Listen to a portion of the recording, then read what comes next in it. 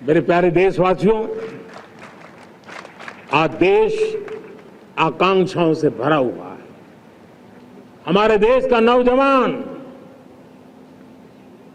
नई सिद्धियों को चूमना चाहता है, नए नए शिखरों पर वो कदम रखना चाहता है और इसलिए हमारी कोशिश है हर सेक्टर में कार्य को हम गति दें, तेज गति दें और उसके द्वारा पहले हम हर सेक्टर में नए अवसर पैदा करें। दूसरा, ये बदलती हुई व्यवस्थाओं के लिए जो सपोर्टिव इंफ्रास्ट्रक्चर चाहिए, उन इंफ्रास्ट्रक्चर पर हम बदलाव के मजबूती देने की दिशा में काम करें। और तीसरी बात है, नागरिकों की मूलभूत सुविधाओं के विषय में हम प्राथमिकता दें, उसको बल दें।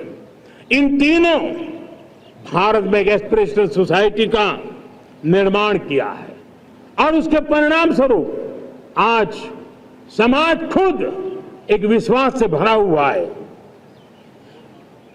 हमारे देशवासियों की आकांक्षा है, उनके एस्पिरेशंस, हमारे नौजवानों की ऊर्जा हमारे देश के सामर्थ्य के साथ जोड़ करके हम आगे बढ़ने की एक ललक लेकर के चल रहे हैं। मुझे विश्वास है रोजगार और स्वरोजगार नए रिकॉर्ड के अवसर पर हम काम किया है। प्रति व्यक्ति आज आय दोगुनी करने में हम सफल हुए हैं। ग्लोबल ग्रोथ में भारत का योगदान बड़ा है। भारत का एक्सपोर्ट लगातार बढ़ रहा है। विदेशी मुद्रा भंडार लगातार बढ़ा हुआ है, पहले से 2 गुना पहुंचा है। ग्लोबल संस्थानों का भारत के प्रति भरोसा बढ़ा है। मुझे विश्वास है भारत की दिशा सही है, भारत की गति तेज है और भारत के सपनों में सामर्थ्य है, लेकिन इन सबके साथ संवेदनशीलता का हमारा मार्ग हमारे लिए ऊर्जा में एक नई चेतना भरता है। मम भाव हमारे कार्य की शैली है। समभाव भी चाहिए, मम भाव भी चाहिए, उसको लेकर के हम चल रहे हैं। साथियों, मैं जब कोरोना काल को याद करता हूं, कोरोना की वैश्विक महामारी के बीच सबसे तेजी से इकोनॉमी को बेहतर बनाने वाला कोई देश है तो वो देश भारत है। तब लगता है कि हमारी दिशा सही है। जब जात पात मत पंथ ऊपर उठकर हर घर तिरंगा फहराया जाता है, तब लगता है देश की दिशा सही है।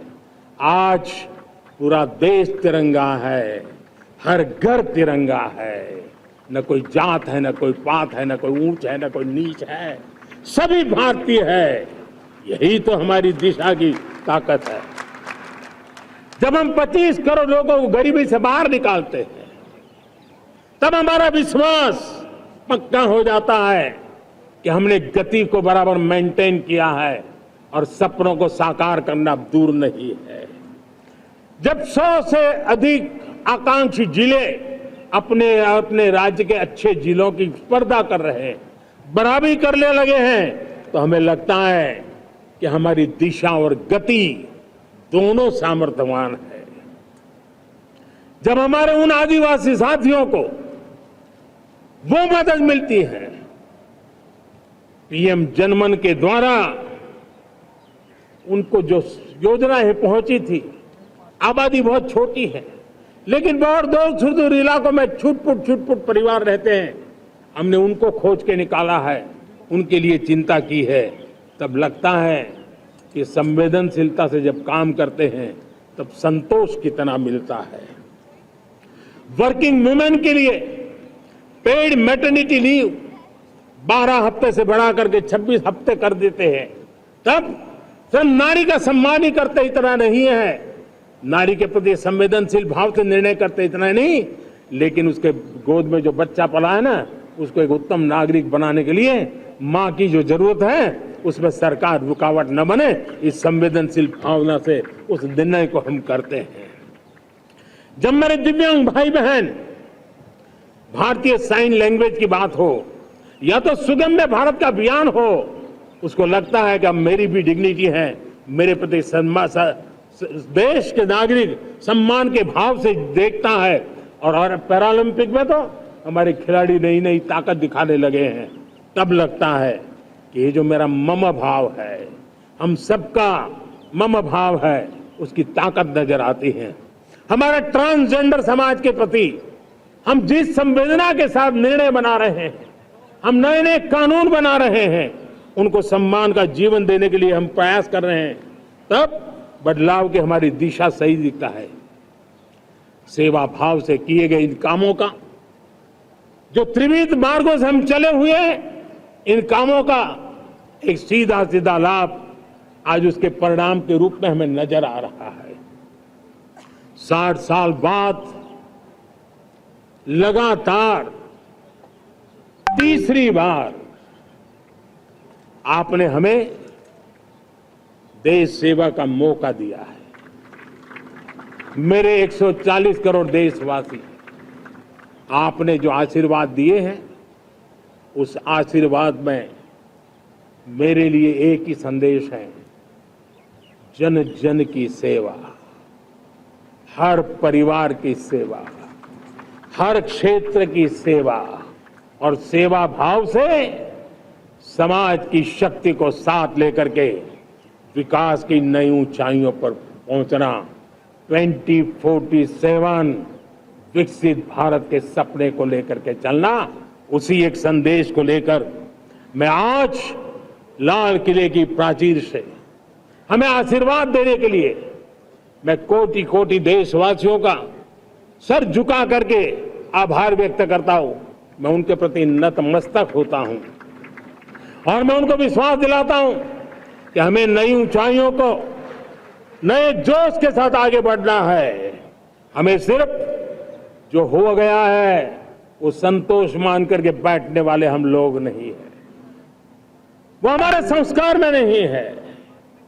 हम कुछ और करने के लिए, कुछ और आगे बढ़ने के लिए और कुछ और नई ऊंचाइयों को पार करने के लिए हम आगे बढ़ना चाहते हैं। विकास को, समृद्धि को, सपनों को साकार करने को, संकल्प को लिए जीवन खपाने को हम अपना स्वभाव बनाना चाहते हैं, देशवासियों का स्वभाव बनाना चाहते हैं। मेरे प्यारे देशवासियों,